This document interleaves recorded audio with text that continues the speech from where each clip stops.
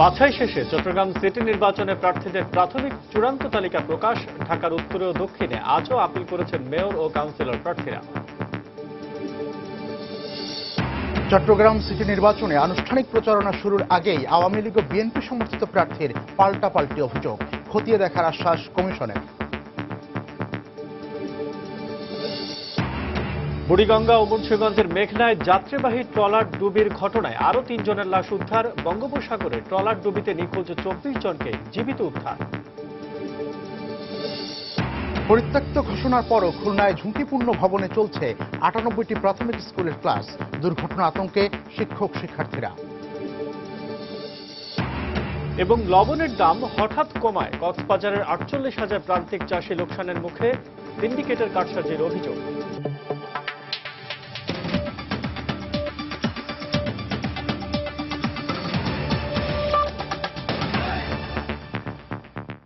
বাংলা সময়ের সঙ্গে আছে আমি আসাদ আজিম এবং আমি মিজানুর রহমান কবির। ঢাকা উত্তর ও দক্ষিণ সিটি কর্পোরেশন নির্বাচনে প্রার্থিতা বাতিলের বিরুদ্ধে আজও আপিল করেছেন মেয়র, কাউন্সিলর ও সাধারণ প্রার্থীরা। সকাল থেকেই রাজধানীর সেগুনবাগিচায় ঢাকা বিভাগীয় কমিশনারের কার্যালয়ে প্রার্থিতা বাতিলের বিরুদ্ধে আপিল করতে আসেন তারা। উত্তরে নাঈম ইসলাম নামে একজন মেয়র প্রার্থী আপিল করেছেন। এছাড়া ৪ জন কাউন্সিলর প্রার্থী এবং সংরক্ষিত আসনে ৩ প্রার্থী আপিল করেন। অন্যদিকে দক্ষিণের মেয়র প্রার্থী বাবুল সর্দার ও ৫ জন সংরক্ষিত আসনের কাউন্সিলর এবং ৩ জন সাধারণ কাউন্সিলরও আপিল করেছেন। বৃহস্পতিবার যারা আপিল করেছেন, আগামীকাল সকাল ৯:৩০ থেকে তাদের আবেদনের ওপর শুনানি হবে। বাছাই প্রক্রিয়া শেষে চট্টগ্রাম সিটি কর্পোরেশন নির্বাচনে প্রার্থীদের প্রাথমিক চূড়ান্ত তালিকা প্রকাশ করেছে নির্বাচন কমিশন। রিটার্নিং অফিসার জানান, তালিকায় মেয়র পদে ১২ জন প্রার্থী এবং সাধারণ কাউন্সিলরের ৪১ পদের মধ্যে ২টি পদে একক প্রার্থী রয়েছে। মনোনয়নপত্র জমা দেওয়ার শেষ দিন পর্যন্ত মেয়র পদে ১৩ জন, সাধারণ কাউন্সিলর পদে ২৮৮ জন এবং সংরক্ষিত কাউন্সিলর পদে ৭১ জন মনোনয়নপত্র জমা দেন। বুধবার ও বৃহস্পতিবার বাছাই শেষে ঋণ খেলাপি ও তথ্য গোপনের অভিযোগে মেয়র পদে ১ জন, সাধারণ কাউন্সিলর পদে ৩১ জন এবং সংরক্ষিত কাউন্সিলর পদে ১০ জনের মনোনয়নপত্র বাতিল করা হয়। প্রাথমিকভাবে বৈধভাবে মনোনীত প্রার্থীর তালিকা আছে, সেখানে আপনার আমাদের টোটাল মেয়র পদে প্রার্থী ছিল ১৩ জন, তার মধ্যে ১টি মনোনয়নপত্র বাতিল হয়েছে, ১২টি গৃহীত। সংরক্ষিত কাউন্সিলর পদে ৭১টি মনোনয়নপত্র দাখিল হয়েছিল, তার মধ্যে ৬১টি মনোনয়নপত্র গৃহীত হয়েছে, 10টি বাতিল হয়েছে। চট্টগ্রাম সিটি কর্পোরেশন নির্বাচনের আনুষ্ঠানিক প্রচারণা শুরু না হলেও আওয়ামী লীগ ও বিএনপি সমর্থিত প্রার্থীর পক্ষ থেকে শুরু হয়েছে পাল্টাপাল্টি অভিযোগ। প্রতিদিনই আচরণবিধি লঙ্ঘনের অভিযোগ এনে রিটার্নিং কর্মকর্তার কাছে অভিযোগ জানাচ্ছে উভয় পক্ষই। একদিনে অন্তত ৮টি অভিযোগ জমা পড়েছে নির্বাচন কমিশনে। তবে রিটার্নিং কর্মকর্তা জানিয়েছেন, সবগুলো অভিযোগ গুরুত্বের সঙ্গে নিয়ে তদন্তের নির্দেশ দেওয়া হয়েছে। বিস্তারিত জানাচ্ছেন কমল দে। ২৮ এপ্রিল ভোট গ্রহণের তারিখ হিসেবে আইন অনুযায়ী ২১ দিন আগে অর্থাৎ ৭ এপ্রিল থেকে প্রার্থীরা আনুষ্ঠানিক প্রচারণা শুরু করতে পারবেন। কিন্তু প্রচারণা শুরু না হলেও শুরু হয়ে গেছে নির্বাচন কমিশনের পাল্টাপাল্টি অভিযোগ জানানো। এর মধ্যে আওয়ামী লীগ সমর্থিত প্রার্থী আজম নাসিরের বিরুদ্ধে 5টি লিখিত অভিযোগ দিয়েছে বিএনপি সমর্থিত প্রার্থী মঞ্জুর আলমের চট্টগ্রাম উন্নয়ন আন্দোলন। এর মধ্যে সবশেষ বুধবার দেওয়া একটি অভিযোগে নগরীর হোটেল পেনিনসুলায় ৩ জন মন্ত্রীর উপস্থিতিতে নাসিরের পক্ষে সভা আয়োজনের অভিযোগ আনা হয়েছে। ৩ জন মন্ত্রী মহোদয়গণ এবং অন্যান্য 14 দলের নেতৃবৃন্দ, এমপি মহোদয়গণ, সরকারি কর্মকর্তাবৃন্দ একসাথে যে মিটিংটা করেছে, এটা আইনের সুস্পষ্ট লঙ্ঘন, আচরণবিধির লঙ্ঘন। মন্ত্রীরা যেই এলাকায় বাই ইলেকশন ডিক্লেয়ার করা হয় সেই এলাকাতেও হাজির হয় না। কনস্টিটিউশনালি বার আছে, কিন্তু তারা সেগুলোর তোয়াক্কা করেননি। অপরদিকে আজম নাসির সমর্থিত চট্টগ্রাম নাগরিক কমিটির নেতারা বলছেন, প্রথম থেকে মঞ্জুর আলম নির্বাচনী আচরণবিধি লঙ্ঘন করে আসছেন। তাদের দাবি, হোটেল পেনিনসুলার বৈঠক ছিল দলীয় কর্মী সম্মেলন। রমজান আসতেছে, জিনিসপত্রের দাম কিভাবে থাকবে সেটা নিয়ে আমাদের আলোচনা হচ্ছে। নির্বাচন সম্বন্ধে যদি করতে হয়, এটা ৯ তারিখের পর আমরা আরম্ভ করে দেব। উনি নির্বাচনী অফিস করছে এবং এই অফিসের বিরুদ্ধে আমরা অভিযোগ দিচ্ছি। আর সিমিলটেনিয়াসলি পদত্যাগের পূর্বেই উনি ক্যান্ডিডেচার ঘোষণা করছে। তবে উভয় পক্ষের দেওয়া অভিযোগ গুরুত্বের সাথে নিয়েছে নির্বাচন কমিশন। এক্ষেত্রে সবগুলো অভিযোগের তদন্ত করা হচ্ছে বলে জানিয়েছেন রিটার্নিং অফিসার। আমরা অবশ্যই তদন্ত করব। তদন্ত করে যদি দেখা যায় যে এই ধরনের ঘটনা ঘটে থাকে, আমাদের ব্যবস্থা নেওয়া থাকে, আমরা ব্যবস্থা নেব। যদি অন্য কোনো অথরিটির ব্যবস্থা নেওয়া থাকে, ওই অথরিটিকে বলবো ব্যবস্থা নেওয়ার জন্য, অথবা নির্বাচন কমিশনকে আমরা রিপোর্ট করব। এদিকে নির্বাচনী আচরণবিধি লঙ্ঘনের অভিযোগে আওয়ামী লীগ সমর্থিত প্রার্থী আজম নাসির, বিএনপি সমর্থিত প্রার্থী মঞ্জুর আলম এবং জাতীয় পার্টি সমর্থিত প্রার্থী সোলাইমান আলম শেঠকে রোববার শোকজ করে নির্বাচন কমিশন। 7 দিনের মধ্যে তাদের শোকজে জবাব দিতে বলা হয়েছে। কমল দে, সময় সংবাদ, চট্টগ্রাম। দেখছেন বাংলা সময়। কেরানীগঞ্জে বুড়িগঙ্গা নদীতে যাত্রীবাহী ট্রলার ডুবির ঘটনায় এখন পর্যন্ত 10 জনের লাশ উদ্ধার করা হয়েছে। পুলিশ ও প্রত্যক্ষদর্শীরা জানায়, নিখোঁজদের সন্ধানে সকাল থেকে পুনরায় উদ্ধার কাজ শুরু করে ফায়ার সার্ভিসের ডুবুরি দল। এ সময় জামেলা খাতুন নামে এক বৃদ্ধার লাশ উদ্ধার করেন তারা। বিকেলে রাসেল নামে আরও একজনের লাশ উদ্ধার করা হয়। স্বজনদের আহাজারিতে ভারী হয়ে ওঠে বুড়িগঙ্গার পাড়। এদিকে সামাদ, কাজল ও আলমগীর নামে আরও 3 জন নিখোঁজ রয়েছেন বলে স্বজনরা দাবি করেছেন। গতকাল দুপুরে বুড়িগঙ্গা নদীর দক্ষিণ কেরানীগঞ্জ এলাকায় সাথীবুল বাহার 2 নামে একটি বালুবাহী ট্রলারের ধাক্কায় 70 থেকে 80 জন যাত্রী নিয়ে ট্রলারটি ডুবে যায়। আমার ছেলেরে পাই না, কিনলে গাইছিলাম ল্যান্টার্ন মেলায়, ট্রলার ডুবা নিখোঁজ হয়ে আছে, পাই না। হ্যাঁ, আমাদের পাইতাছি না বাইরে। আমার যে লাশটা ভাই যায় ভাই, আর কিছু চাই না আপনার কাছে, আর কিছু চাই না ভাই। আমরা কালকাতা শুরু করছি ভাই, ওগো লোক আইসা পড়ছে, আমার লোক যায় নাই। এদিকে মুন্সিগঞ্জের গজারিয়ায় মেঘনা নদীতে যাত্রীবাহী ট্রলার ডুবির ঘটনায় এক শিশুর লাশ উদ্ধার করা হয়েছে। এ নিয়ে গত 2 দিনে লাশের সংখ্যা দাঁড়ালো 6-এ। দ্বিতীয় দিনের মতো নিখোঁজদের উদ্ধারে সকাল থেকেই ভাসান চরের আশপাশের এলাকায় অভিযান চালায় কোস্টগার্ড। বিকেলে কেয়ামনি নামে 4 বছরের এক শিশুর লাশ উদ্ধার করে তারা। এর আগে গতকাল উদ্ধার হওয়া 5টি লাশের মধ্যে 3টি লাশই স্বজনদের কাছে হস্তান্তর করা হয়েছে। অন্য 2টির মধ্যে একটি শনাক্ত করতে না পারায় লাশটি বাউশিয়া ঘাটে রাখা হয়েছে। অতিরিক্ত police super ABM Masud Hossain জানিয়েছেন, আরও 2 জন নিখোঁজের নাম পাওয়া গেছে। বুধবার রাতে কুমিল্লার বাউশিয়ার লঞ্চঘাট থেকে চাঁদপুরে যাওয়ার পথে ভাসানচরের কাছে বালুবাহী ট্রলারের ধাক্কায় প্রায় 70 জন যাত্রী নিয়ে এই ট্রলারটি ডুবে যায়। পটুয়াখালীর সোনারচর সংলগ্ন গভীর বঙ্গোপসাগরে মাছ ধরা ট্রলার ডুবিতে নিখোঁজ 24 জনকে নোয়াখালীর নিঝুম দ্বীপ থেকে জীবিত অবস্থায় উদ্ধার করা হয়েছে। কোস্টগার্ড জানায়, দুপুরে নিঝুম দ্বীপের বন্দরটিলা এলাকা থেকে স্থানীয় জেলেরা তাদেরকে উদ্ধার করেন। উদ্ধারকৃতদের হাতিয়া উপজেলা স্বাস্থ্য কমপ্লেক্সে চিকিৎসা দেওয়া হচ্ছে। এদের মধ্যে 2 জনের অবস্থা আশঙ্কাজনক বলে জানিয়েছে কোস্টগার্ড। বৃহস্পতিবার সকালে পটুয়াখালীর রাঙ্গাবালী উপজেলার সোনারচরে গভীর বঙ্গোপসাগরে এমভি আল্লাহ মালিক নামে একটি মাছ ধরা ট্রলার ডুবে যায়। বাংলা সময় আরো থাকছে। দেশীয় চলচ্চিত্রের দর্শক না থাকায় একের পর এক বন্ধ হয়ে যাচ্ছে সিনেমা হলগুলো। ভালো মানের ছবি তৈরি হলে ব্যবসা আবারও ফিরবে, মন্তব্য দর্শক ও হল সংশ্লিষ্টদের। আসছে পহেলা বৈশাখ। বাঙালির প্রাণের উৎসবকে নানা রঙে রাঙাতে লাল সাদা ছাড়াও বাহারি রং আর ডিজাইনের পোশাকের পসরা সাজিয়ে বসেছে দেশের বিভিন্ন জায়গার বিপণী বিতানগুলো। পহেলা বৈশাখ উপলক্ষে কেনাকাটার খবর জানাতে এই মুহূর্তে চট্টগ্রামের আফমি প্লাজাতে আছেন রিপোর্টার ফেরদৌস লিপি এবং সিলেটের নয়া সড়কের মাহা শপিং মলে আছেন রিপোর্টার আব্দুল আহাদ। প্রথমেই যাচ্ছি চট্টগ্রামে লিপির কাছে। লিপি, আপনি জানেন যে আর কিছুদিন পরে বাঙালির প্রাণের উৎসব পহেলা বৈশাখ, এবং এই পহেলা বৈশাখকে কেন্দ্র করে বাঙালিরা সবচেয়ে বেশি যেটাকে প্রাধান্য দেয় সেটা হচ্ছে নতুন পোশাক পরে নতুন বর্ষকে বরণ করার জন্য। তো আমরা আজকে যখন বিপণী বিতানে ঢুকছি তখন দেখছি যে আসলে সাধারণের তুলনায় কিন্তু ব্যাপক লোক সমাগম এখানে হয়েছে, এবং তারা বেশিরভাগই, তাদের সাথে যাদের সাথে আমি কথা বলেছি, তারা বেশিরভাগই যেটা জানিয়েছে সেটা হচ্ছে যে নতুন পোশাকের জন্য তারা এসেছে, এবং তারা কিন্তু ইতিমধ্যে পোশাক বাছাই করছে এবং ক্রেতা বিক্রেতা উভয়ের সাথে কথা বলে আমি যতটুকু জেনেছি সেটা হচ্ছে মেয়েদের ক্ষেত্রে বিশেষ করে শাড়িকে তারা প্রাধান্য দিচ্ছে। আর রঙের কথা আসলে যেটা বলতে হয় সেটা হচ্ছে যে বাঙালির যে সাদা লাল যে ঐতিহ্যবাহী রং সেটিকে তারা প্রাধান্য দিচ্ছে।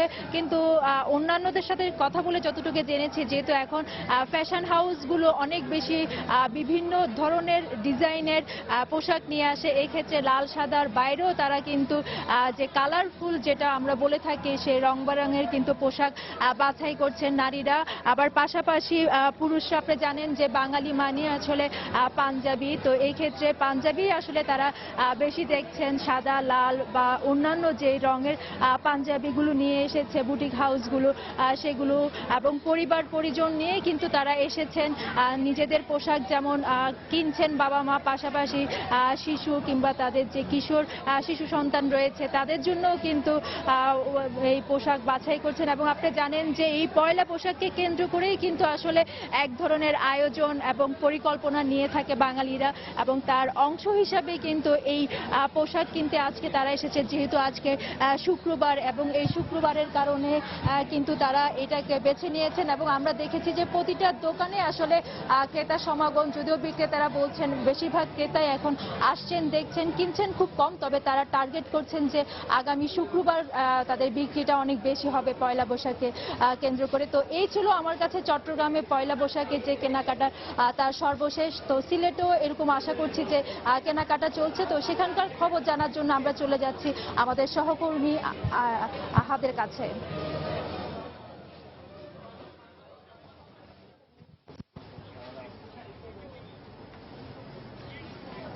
ধন্যবাদ লিপি। আপনি যেটা বলছিলেন যে চট্টগ্রামের মতো সিলেটেরও একই অবস্থা। আসলে আর মাত্র কদিন পরে বাঙালির প্রাণের উৎসব পয়লা বৈশাখ শুরু হবে, এবং এই পয়লা বৈশাখে বৈশাখী রঙে বৈশাখী সাজে সিলেটের যে রমণী এবং সিলেটের যে তরুণরা রয়েছে তাদের নিজেদের সাজাতে এখন ভিড় করেছেন সিলেট নগরীর যে শপিং মলগুলো রয়েছে সেই শপিং মলগুলোতে আপনারা আসলে যেটা দেখতে পাচ্ছেন যে বিগত কয়েকদিন যে টানা হরতাল ছিল, অবরোধ ছিল, এবং এই কদিন থেকে হরতাল এবং অবরোধ শিথিল হয়ে আসছে, এবং এই শিথিল হওয়ার কারণেই মূলত রমণীরা যারা রয়েছেন তারা তাদের প্রাণের পোশাক কিনতে তারা নগরীর যে শপিং মলগুলো রয়েছে সেগুলোতে ভিড় করছেন। তো আমি এখন যে দাঁড়িয়ে আছি সিলেটের নয়া সড়ক এলাকা, এবং এই নয়া সড়ক এলাকার যে মাহা শপিং মল যেটা রয়েছে এটি মূলত মেয়েদের জন্য একটি ভালো মানের একটি শপিং মল বলা যায়, এবং এখানে আমি যেটা দেখেছি যে মেয়েরা শাড়ি কিনে নিচ্ছেন, এবং তরুণী যারা এবং বয়সে যারা তরুণী রয়েছেন তারা ড্রেসের প্রতি তাদের আকর্ষণ রয়েছে। এবং যদি আমি কালারের বিষয়টি যদি আপনাকে আমি বলি যে কালারটা তারা চয়েস করছেন যে লাল এবং সাদা কালারের তারা শাড়ি কিংবা ড্রেস তারা কিনে নিচ্ছেন, এবং ছেলেদেরকে আমি দেখেছি যে ছেলেরা পাঞ্জাবি কিনছেন এবং কেউ কেউ ফতুয়া কিনছেন, এবং তারা পাঞ্জাবি এবং ফতুয়া কিনে তারা মূলত যে পয়লা বৈশাখ যে শুরু হবে সেই পয়লা বৈশাখ তারা উদযাপন করবেন। তবে আরেকটি বিষয় আপনাদের জানিয়ে রাখি যে দামের যে বিষয়টি, আমি অনেক ক্রেতাদের সাথে কথা বলেছি, তারা বলেছে যে সিলেটের যে দামগুলো রয়েছে সেই দামগুলো আসলে রিজনেবল, তাদের আয়ত্তের মধ্যে দামগুলো রয়েছে, এবং বিক্রেতা বলছে যে বিগত যে হরতাল অবরোধে তাদের বেশ ক্ষতি হয়ে গেছে, যে কারণে তারা আসলে তেমন লাভ করছে না এখন পোশাকে, তারা মূলত অল্প লাভ করে তারা এই তাদের পণ্যটি তারা বিক্রি করে দিচ্ছেন। তো আমার কাছে মূলত এই ছিল সিলেটের যে পয়লা বৈশাখের যে কেনাকাটার সর্বশেষ খবর। পয়লা বৈশাখের পোশাক কেনাকাটার খবর জানাচ্ছিলেন আমাদের দুজন সহকর্মী, সিলেট থেকে আব্দুল আহাদ এবং চট্টগ্রাম থেকে ফেরদৌস লিপি। চট্টগ্রামে পাহাড় কেটে অবৈধভাবে গড়ে ওঠা 20টি ব্যবসা প্রতিষ্ঠান গুড়িয়ে দিয়েছে চট্টগ্রাম উন্নয়ন কর্তৃপক্ষ। সকাল 10টার দিকে জিএসসি মোড় এলাকায় এই উচ্ছেদ অভিযান চালানো হয়। সিডিএ কর্মকর্তারা জানান, ম্যানোয়া পাহাড় কেটে ব্যবসা প্রতিষ্ঠান স্থাপনের বিরুদ্ধে 2008 সাল থেকে মামলা চলে আসছিল। উচ্চ আদালতের নিষেধাজ্ঞা থাকায় দীর্ঘদিন এখানে উচ্ছেদ অভিযান পরিচালনা করতে পারেনি সিডিএ, কিন্তু গতকাল উচ্চ আদালত এই নিষেধাজ্ঞা তুলে নিলে আজ এই উচ্ছেদ অভিযান চালায় তারা। এদিকে দোকানদারদের অভিযোগ, উচ্ছেদের বিষয়ে কোনো নোটিশ না দেয়ায় পাশাপাশি মালামাল সরিয়ে নিতেও তাদের কোনো সময় দেওয়া হয়নি।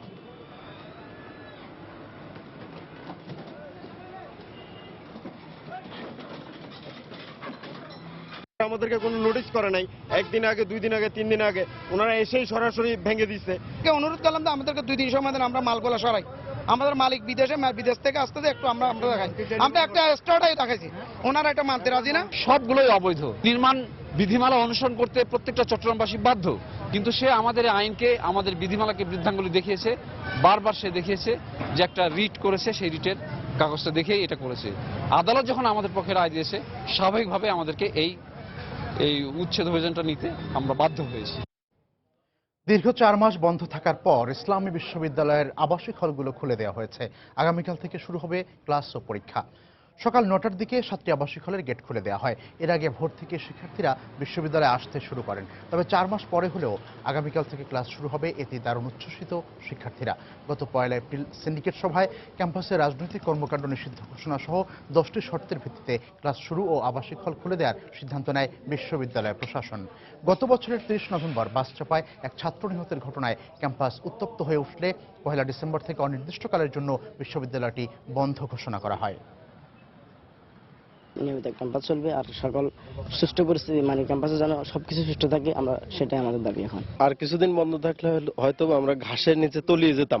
একটা ইউনিভার্সিটির পরিস্থিতি, ক্লাস পরীক্ষা যেন নিয়মিত হয়, এটাই আমাদের দাবি। মাননীয় ভাইস চ্যান্সেলর মহোদয়, প্রো ভাইস চ্যান্সেলর মহোদয় সম্মানিত শিক্ষকগণকে আহ্বান করেছেন যে অতিরিক্ত ক্লাস পরীক্ষা নিয়ে কিছুটা হলেও ছেলে মেয়েদের সেশনযান ক্রমান্বয়ে কমিয়ে আনা যায়। পরবর্তী নির্দেশ না দেওয়া পর্যন্ত সকল প্রকার সভা সমাবেশ মিছিল মিটিং অর্থাৎ রাজনৈতিক কর্মকাণ্ড নিষিদ্ধ থাকবে। খুলনা জেলায় ঝুঁকিপূর্ণ ভবনে চলছে 98টি প্রাথমিক বিদ্যালয়ের পাঠদান। এছাড়া ভবন সংকটের কারণে অনেকে বিদ্যালয়ে অন্যত্র সরিয়ে ক্লাস নেওয়ার ব্যবস্থা করেছে।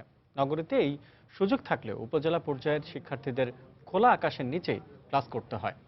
দ্রুত এসব ভবন পুনর্নির্মাণ ও সংস্কার না করলে ঘটতে পারে বড় ধরনের দুর্ঘটনা। সংশ্লিষ্টরা বলছেন, একাধিকবার প্রতিশ্রুতি দেওয়া সত্ত্বেও কোনো প্রতিকার পাওয়া যায়নি। তরিকুল ইসলামের প্রতিবেদন।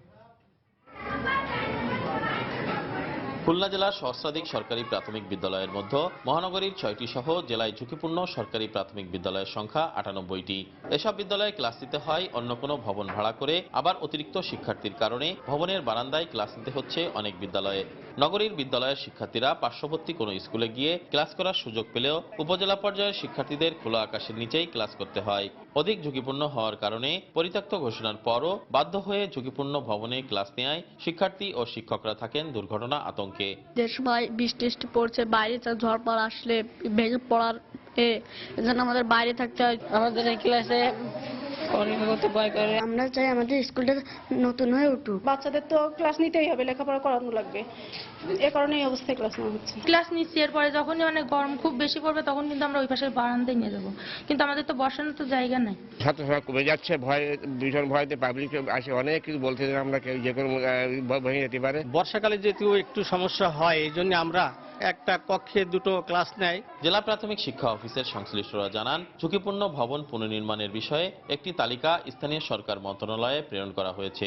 মন্ত্রণালয় থেকে আমাদের এই অর্থ বছরেই অনেকগুলো বিদ্যালয়ের যে মেরামত, কিছু বিদ্যালয় মেরামত হয়ে যাবে, আর যেগুলো একেবারে অতি ঝুঁকিপূর্ণ সেগুলো নতুন বিদ্যালয়ে আমাদের পুনঃ আবার ওইখানে স্থাপন করা হবে, এই বিষয়ে সিদ্ধান্ত হয়েছে।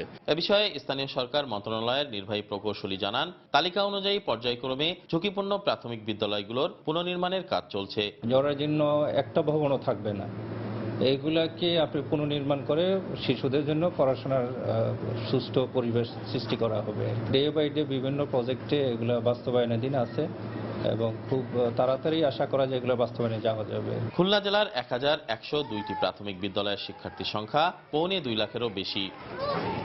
তরিকুল ইসলাম, সময় সংবাদ, খুলনা। দেশের আইন শৃঙ্খলা পরিস্থিতি স্বাভাবিক রাখতে শত প্রতিকূলতার মাঝে পুলিশ কাজ করে যাচ্ছে বলে মন্তব্য করেছেন পুলিশের মহাপরিদর্শক AKM শহীদুল হক। সকালে সিলেটের দক্ষিণ সুরমা উপজেলার লালবাজার এলাকায় রেঞ্জ রিজার্ভ ফোর্সের নবনির্মিত ব্যারাক ভবনের উদ্বোধনী অনুষ্ঠানে তিনি এসব কথা বলেন। 300 বেশি পুলিশ গুরুতর জখম, তারা আর কাজ করে খেতে পারবে না। 3000 বেশি পুলিশ বিভিন্নভাবে আহত হয়েছে। তারপরেও আমরা কিন্তু এই সন্ত্রাসের কাছে মাথা নত করি নেই। আমরা এই দেশের জনগণ, এই জাতি, দেশকে জঙ্গিবাদের হাত থেকে বাঁচানোর জন্য আমরা কিন্তু শত প্রতিকূলতার মধ্যেও পুলিশ কিন্তু তার গর্বিত মহান দায়িত্ব আমরা পালন করেছি। অপহরণের 6 ঘন্টা পর গাইবান্ধার আনসার ভিডিপি ব্যাংকের সেকেন্ড অফিসার মালিক খসরুকে উদ্ধার করেছে পুলিশ। গতকাল রাত 1:30টার দিকে সদর উপজেলার ত্রিমোহনী থেকে তাকে উদ্ধার করা হয়। পুলিশ জানায়, বৃহস্পতিবার সন্ধে 7:30টার দিকে আনসার ভিডিপি ব্যাংকের ওই কর্মকর্তাকে গাইবান্ধার বাংলাবাজার এলাকা থেকে অপহরণ করে দুর্বৃত্তরা। অপহরণের পর তার স্বজনদের কাছে 90,000 টাকা মুক্তিপণ দাবি করা হয়। পরে খবর পেয়ে পুলিশ সদর উপজেলার ত্রিমোহনী এলাকায় অভিযান চালিয়ে অপহৃত ব্যাংক কর্মকর্তাকে উদ্ধার করে। এ সময় পুলিশ ঘটনাস্থল থেকে নুরুল ইসলাম নামের এক অপহরণকারীকেও গ্রেপ্তার করে। এই ঘটনায় গাইবান্ধা সদর থানায় একটি মামলা দায়ের করা হয়েছে। আমরা বিশেষ পুলিশের টিম দিয়ে এবং আমি নিজেই এই টিমের নেতৃত্ব দিয়ে অত্যাধুনিক আমাদের তথ্য প্রযুক্তি ব্যবহার করে তাদের লোকেশনটা আমরা শনাক্ত করতে সক্ষম হই এবং যে জায়গাটায় তারা আছে বলে আমরা চিহ্নিত করতে পারি ওই জায়গায় চিরুনি অভিযান চালিয়ে আমরা রাত 1টার দিকে ভিকটিম সহ একজন অপহরণকারীকে হাতে নাতে গ্রেফতার করি। হঠাৎ করে লবণের দাম কমে যাওয়ায় কক্সবাজারের প্রায় 48,000 প্রান্তিক চাষি লোকসানের মুখে পড়েছেন। চাষিদের অভিযোগ, বিদেশ থেকে লবণ আমদানির জন্য একটি সিন্ডিকেট লবণের দাম কমিয়ে দেয়ায় এই পরিস্থিতি সৃষ্টি হয়েছে। বিসিক বলছে, লবণের ন্যায্য মূল্য নিশ্চিত করতে কাজ করে যাচ্ছেন তারা। সুজউদ্দিন রুবেলের তথ্য এবং মোহাম্মদ ফরাজের ছবি নিয়ে ডেস্ক রিপোর্ট। কক্সবাজারের 70,000 একর জমিতে ছড়িয়ে ছিটিয়ে আছে অন্যতম নিত্য প্রয়োজনীয় দ্রব্য লবণ। রাত দিন পরিশ্রম করে এখানকার প্রায় 48,000 চাষি দেশের মোট চাহিদার প্রায় 95% লবণ উৎপাদন করে। চলতি মৌসুমে গত 3 মাসে জেলায় লবণ উৎপাদিত হয়েছে 7 লাখ মেট্রিক টন। কিন্তু হঠাৎ করে লবণের দাম কমে যাওয়ায় অনেকেই উৎপাদন বন্ধ রেখেছেন। লবণের ন্যায্য মূল্য না পাওয়ায় হতাশ লবণ চাষিরা। জানুয়ারি মাসে 160 টাকা থেকে 180 টাকা লবণ বিক্রি করেছি, এখন হঠাৎ করে 100 টাকা লবণ বিক্রি হচ্ছে। প্যাকেটগুলো বিক্রি করতে আছে 27 টাকা থেকে 30 টাকা, আমরা লবণ বিক্রি করি এখন পাচ্ছি 2 টাকা থেকে 2.5 টাকা। পরিবার পরিজন নিয়ে খেতে পারছে না, এই পেশা ছাড়া উন্নত চলতে মাস্ট বি বাধ্য হবে। নানা অজুহাত দেখিয়ে ব্যবসায়ী সিন্ডিকেট বিদেশ থেকে লবণ আমদানির পায়তারা করছে বলে জানালেন লবণ উৎপাদনকারী ও ব্যবসায়ী বহুমুখী সমবায় সমিতির এই নেতা। লবণ শিল্প ধ্বংস করার জন্য বাংলাদেশ লবণ মিল মালিক সমিতি এরা পায়তারা করছে, এরা সিন্ডিকেট করে আমাদেরকে লবণের ন্যায্য মূল্য দিচ্ছে না। আমরা চাই সরকার মাঠ পর্যায়ে লবণ কিনে আমরা ন্যায্য মূল্য পাই। এদিকে লবণের ন্যায্য মূল্য নিশ্চিত করতে কাজ করে যাচ্ছেন বলে জানালেন ডিসি কক্সবাজার লবণ শিল্প উন্নয়ন প্রকল্পের এই কর্মকর্তা। চাষিদেরকে যাতে উন্নত মানের লবণ তারা উৎপাদন করে এবং এই সমস্যাটার সমাধান হয়, তাই এই জন্য তাদেরকে প্রশিক্ষণের মাধ্যমে আমরা সর্বাত্মক চেষ্টা চালাচ্ছি। আশা করি যে তারা তাদের লবণের মূল্য পাবে। বিসিকের দেয়া তথ্য মতে কক্সবাজারের 7টি উপজেলার 70,000 একর জমিতে লবণ উৎপাদিত হচ্ছে। এবছর দেশে লবণের চাহিদা নির্ধারণ করা হয়েছে 16,58,000 মেট্রিক টন, আর লবণ উৎপাদনের লক্ষ্যমাত্রা ধরা হয়েছে 18 লাখ মেট্রিক টন। সময় সংবাদ, কক্সবাজার। ময়মনসিংহ পৌরসভার পানি সরবরাহ ব্যবস্থার বেহাল দশা। সরবরাহ লাইনে প্রায় ময়লা ও দুর্গন্ধযুক্ত পানি আসে বলে অভিযোগ রয়েছে। অনেক এলাকায় মাসের পর মাস পানি না পাওয়া গেলেও নিয়মিত বিল দিতে হচ্ছে বলে জানান ভুক্তভোগীরা। এছাড়া পৌরসভার অনেক এলাকা এখনও পানি সরবরাহের আওতায় আসেনি। তবে বিদ্যমান সমস্যার কথা স্বীকার করে পৌর মেয়র জানান সুপেয় পানি সরবরাহ নিশ্চিত করতে কাজ চলছে। হোসেন আলীর তোলা ছবি নিয়ে হারুনুর রশিদের রিপোর্ট। ময়মনসিংহ পৌরসভার সরবরাহ করা পানি নিয়ে বেকায়দায় রয়েছেন পৌরবাসী। সরবরাহ লাইনে প্রায়ই ময়লা ও দুর্গন্ধযুক্ত পানি আসে বলে অভিযোগ তাদের। ময়লাযুক্ত পানি ব্যবহার করে নানা রোগ ব্যাধিতে আক্রান্ত হচ্ছেন অনেকেই। এছাড়া অনেক এলাকায় মাসের পর মাস পানি না পাওয়া গেলেও নিয়মিত বিল দিতে হচ্ছে বলে জানান ভুক্তভোগীরা। নোংরা পানি প্যাক লুদের মতন প্যাক আসে আর দুর্গন্ধ ব্যবহার করা যায় না। আগে যাও আইসে ময়লা পানি 2-3 মাস ধরে একদম পানি বন্ধ, মাঝে মাঝে থাকে বন্ধ হয়ে যায়, আবার আসে পরে আবার নাই। বিল মাসে মাসে দিতেছি, বিল না আসলে বলি ওনা বলে যে আমরা করার কিছু নাই। এদিকে 21টি ওয়ার্ডের মধ্যে 4টি ওয়ার্ড এখনো পানি সরবরাহ আওতার বাইরে রয়েছে। সংশ্লিষ্ট এলাকার লোকজনের অভিযোগ, পানির জন্য দিনের পর দিন ঘুরেও কোনো কাজ হচ্ছে না। আমরা খুব চেষ্টা করতেছিলাম যে আমরা যদি পানি পাই তাহলে আমাদের খুব ভালো হয়। পানির বিল, ইয়ার বিল সব কিছুই দিতেছি, আমাদের পানির কোনো ব্যবস্থাই করে দেয় না। অনেক চেষ্টা করলাম, দৌড়াদৌড়ি করলাম, কোনো পানির ব্যবস্থা নাই আমাদের এলাকায়। কমিশনার ধরি, চেয়ারম্যান ধরি, পানির আঙুর কোনো ব্যবস্থা নাই। তবে পানি সমস্যার কথা স্বীকার করে পৌর মেয়র জানান সুপেয় পানি সরবরাহ নিশ্চিত করতে কাজ চলছে। নতুন লাইন সম্প্রসারণ করেছি এবং পুরনো যে পানির লাইনগুলো আছে সেগুলো আমরা সংস্কার করেছি। পাশাপাশি আমরা 2টি ওভারহেড ট্যাঙ্কি নির্মাণ করেছি। আমরা আশা করি ভবিষ্যতে আমাদের পৌরসভার পক্ষ থেকে আমরা যে অবশিষ্ট পানি সরবরাহ ব্যবস্থার যে চাহিদাগুলো আছে সেগুলো পূরণ করতে পারবো ইনশাল্লাহ। ময়মনসিংহ পৌরসভায় মোট 163 কিলোমিটার পানি সরবরাহ লাইন ও 20টি গভীর নলকূপ রয়েছে। শতভাগ পানি সরবরাহ নিশ্চিত করতে আরও 36 কিলোমিটার সরবরাহ লাইন ও 12টি গভীর নলকূপ স্থাপন প্রয়োজন বলে জানায় পৌর কর্তৃপক্ষ। হারুনুর রশিদ, সময় সংবাদ, ময়মনসিংহ। নারায়ণগঞ্জে গৃহবধূ শাহানারা আক্তার কণিকা হত্যার সাথে জড়িতদের গ্রেফতারের দাবিতে মানববন্ধন করেছেন নিহতের পরিবার ও এলাকাবাসী। সকালে স্থানীয় প্রেস ক্লাবের সামনে এই মানববন্ধন করা হয়। এতে নিহতের স্বজনসহ জেলার সাংবাদিক ও বিভিন্ন শ্রেণী পেশার মানুষ অংশ নেন।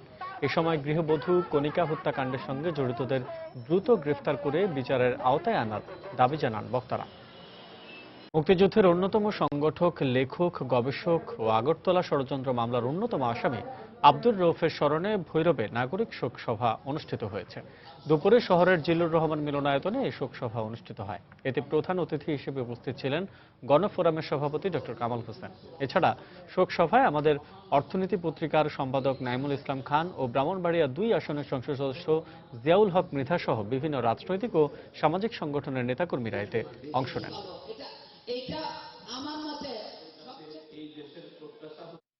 চট্টগ্রামের এশিয়ান ওমেন বিশ্ববিদ্যালয়ে তৃতীয়বারের মতো শুরু হয়েছে আলোকচিত্র প্রদর্শনী। সকালে এম এ মালি রোডে অবস্থিত বিশ্ববিদ্যালয়ের মিলনায়তনে 2 দিনব্যাপী এই উৎসবের শুরু হয়। 5 জন নারী এবং সারা দেশের 5 জন নারী সহ 49 জন ফটোগ্রাফার তোলা আলোকচিত্র প্রদর্শিত হচ্ছে এই উৎসবে। বিভিন্ন থিমের উপর নির্ভর করে তোলা হয়েছে এসব আলোকচিত্র। দেশের 2 খ্যাতমান ফটোগ্রাফার মনিরা মুর্শেদ এবং আবির আব্দুল্লাহ এই উৎসবের বিচারক হিসেবে দায়িত্ব পালন করছেন। আয়োজকরা জানান, দেশের বিভিন্ন প্রান্তে ছড়িয়ে ছিটিয়ে থাকা ফটোগ্রাফারদের খুঁজে বের করাই এই প্রদর্শনীর উদ্দেশ্য। এই প্রদর্শনী সবার জন্য উন্মুক্ত থাকছে সকাল 10টা থেকে সন্ধে 6টা পর্যন্ত। দেশে দ্রুত কমছে সিনেমা হলের সংখ্যা। নানা কারণে দেশীয় চলচ্চিত্রের দর্শক না থাকায় একের পর এক বন্ধ হয়ে যাচ্ছে সিনেমা হলগুলো। চলচ্চিত্রের সে মন্দার ছাপ পড়েছে যশোরেও। তবে ভালো মানের ছবি তৈরি হলে সিনেমা হলের ব্যবসা আবারও তার অবস্থানে ফিরবে বলে মনে করেন দর্শক ও সিনেমা হল সংশ্লিষ্টরা। জুয়েল মৃধার তথ্য ও শেখ জালাল উদ্দিনের ছবি নিয়ে প্রতিবেদন। সিনেমা হলে গিয়ে সিনেমা দেখা একসময় সংস্কৃতির একটা অংশ ছিল। ছুটির দিনে কিংবা কোনো উপলক্ষে পরিবারের সবাই মিলে সিনেমা হলে যাওয়াটা ছিল অনেকটা রেওয়াজের মতো। কিন্তু সিনেমা পাগল বাঙালি এখন সিনেমা হল বিমুখ। এতে চলচ্চিত্র শিল্প পড়েছে হুমকির মুখে। একে একে বন্ধ হয়ে যাচ্ছে সিনেমা হলগুলো। মনপুরা, 0 ডিগ্রি এই ধরনের ছবি যদি আমাদের আবার তৈরি করা হয় তাইলে কিন্তু আমাদের দর্শক আরো বাড়বে। টলিউড বলেন, বলিউড বলেন, সমস্ত নতুন নতুন ছবিগুলো যেগুলো মুক্তি পাচ্ছে সবকিছু সঙ্গে সঙ্গে তার ডাউনলোড দিতে পারছে, যার ফলে বাংলাদেশের ছবি কেউ হলে যা দেখতে চাচ্ছে না। সিনেমা হলের দর্শক সংখ্যা কমে গেছে। তো এই অবস্থা চলতে থাকে তাহলে বাংলাদেশ সিনেমা হলগুলি একে একে সবই বন্ধ হয়ে যাবে। দর্শক না থাকায় জেলায় নিভু নিভু অবস্থায় 6টি সিনেমা হল চালু রয়েছে। আর বন্ধ সিনেমা হলগুলো ভেঙে তৈরি হয়েছে আবাসিক ভবন ও মার্কেট। যে মালিক হলের জায়গা কেনেন সে হলটাকে ভেঙে চুরে সমান করে দেন। 4তলা বিল্ডিং এখানে। যে হলগুলো চালু আছে সেখানে কর্মচারীদের বেতন দিতে হিমশিম খেতে হচ্ছে মালিক পক্ষকে। প্রতি মাসের বেতন আমাদেরকে প্রতি মাসে দিচ্ছে, কিন্তু তারও কষ্ট হচ্ছে। কেন কষ্ট হচ্ছে? এই কারণে সিনেমা হলে দর্শকদের ভাটা পড়েছে। তবে দর্শকরা মনে করেন নিজেদের সংস্কৃতিকে ধারণ করে চলচ্চিত্র তৈরি করলে সিনেমা হলগুলোতে আবারও প্রাণ চাঞ্চল্য ফিরে আসবে। আমাদের অধিকাংশ পরিচালক বিদেশি ছবি নকল করে তৈরি করছে, এখানে সৃজনশীলতা বলতে কিছু নেই। সামাজিক কথা ভেবে আমাদের সিনেমাগুলো তৈরি করতে হবে, তার মাধ্যম দিয়ে আমাদের সমাজকে ফুটে তুলতে হবে। আর সাংস্কৃতিক ব্যক্তিত্বরা মনে করেন সিনেমা হল ও দেশীয় চলচ্চিত্র রক্ষায় সরকার ও চলচ্চিত্র নির্মাণকারীদের আরও যত্নবান হতে হবে। চলচ্চিত্র রক্ষা করা দুটো কারণে দরকার। একটা হলো আমাদের মানবিক বিভিন্ন ইনফরমেশন মানুষের কাছে যেমন পৌঁছানো, সাথে সাথে ভালো চিন্তা চেতনায় মানুষকে সংঘবদ্ধ করা। যশোর শহরের 5টি সহ জেলায় মোট 21টি সিনেমা হল ছিল। তবে বর্তমানে মাত্র 6টি সিনেমা হল চালু রয়েছে। সময় সংবাদ, যশোর। এদিকে নানা আয়োজনের মধ্য দিয়ে বাগেরহাট ও কুড়িগ্রামে জাতীয় চলচ্চিত্র দিবস পালন করা হয়। বাগেরহাটে জেলা তথ্য অফিসের উদ্যোগে শিল্পকলা একাডেমি থেকে একটি র্যালি বের করা হয়। পরে জেলা মাতৃসদন অডিটোরিয়ামে চলচ্চিত্র প্রদর্শিত হয়েছে।